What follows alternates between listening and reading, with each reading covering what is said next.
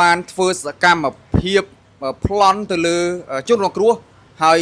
តាំងខ្លួនឯងជាសមត្ថកិច្ចហើយបានយកម៉ូតូទៅម្ដុំផ្លូវ60ម៉ែត្រឲ្យជនរងគ្រោះចុះពីលើម៉ូតូហើយយកម៉ូតូគឺទៅបាត់តែម្ដងតាមប្រភពព័ត៌មានដែលយើងទទួលបានពីកម្លាំងសមត្ថកិច្ចថា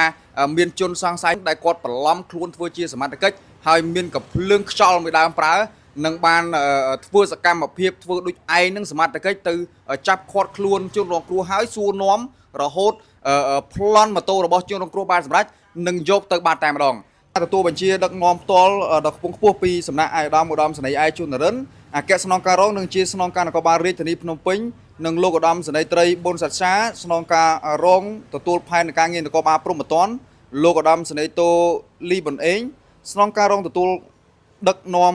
ការិយាល័យនិងមានការដឹកនាំបញ្ជាផ្ទាល់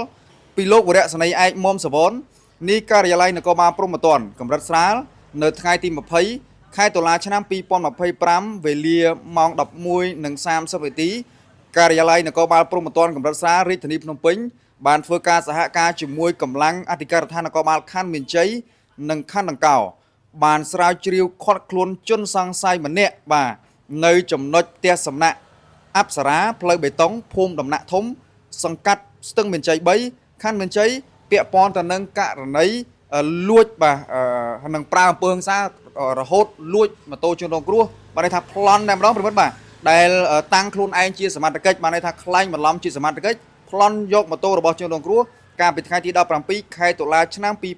2025នៅវេលាម៉ោង 2:20 នាទីនៅចំណុចផ្លូវចាក់សំរាមភូមិដំណាក់ធំ1សង្កាត់ស្ទឹងមានជ័យទី2ខណ្ឌមានជ័យរាជធានីភ្នំពេញជនសង្ស័យខាងលើនោះគឺមានឈ្មោះថាថៃសុជាតិភេទប្រុសអាយុ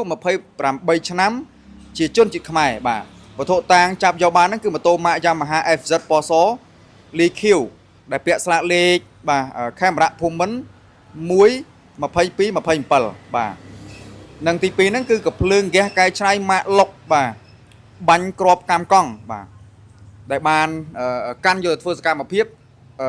ខ្លែងខ្លួនជាសមត្ថកិច្ចនិងប្លន់យកម៉ូតូរបស់ជនរងគ្រោះទៅផងដែរបាទបច្ចុប្បន្នជនសង្ស័យខាងលើគឺត្រូវបានសមត្ថកិច្ចដកហូតវត្ថុតាងក៏ដូចជាកម្លាំងជំនាញកាល័យកំពុងសាកសួរនាំក៏ដូចជាកសាងសំណុំរឿងដើម្បីចាត់ការតាមនីតិវិធីផ្លូវច្បាប់ផងដែរ